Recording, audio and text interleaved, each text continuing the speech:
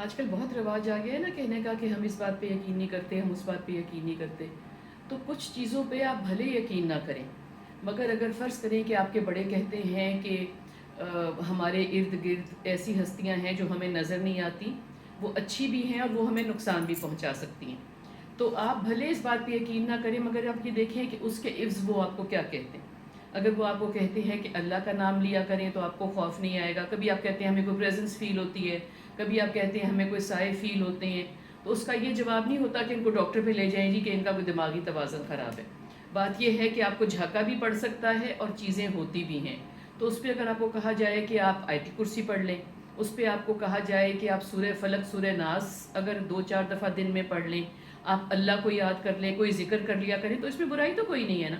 آپ یقین کرنے والے ہیں یا نہیں یقین کرنے والے. ایک اینٹی کا ذکر قرآن پاک میں ہے نا، جنات کا، جو کہ اللہ تعالیٰ کہتا ہے کہ وہ تمہیں وہاں سے دیکھتے ہیں جہاں سے تم ان کو نہیں دیکھ سکتے.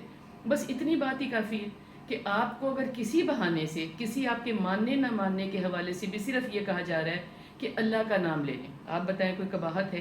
گاڑی میں بیٹھتے ہوئے اللہ کا نام لے لیں، کھانا شروع کرتے ہوئے اللہ کا نام لے لیں، کرسی اٹھاتے ہوئے اللہ کا نام لے لیں، اور کہیں کوئی جھانکا پڑا ہے تو اللہ کا نام لے لیں. اس میں لڑائی کی تو کوئی بات ہی نہیں ہے. آپ بس اللہ کا نام لے لیں، اللہ آپ کو محفوظ رکھے گا.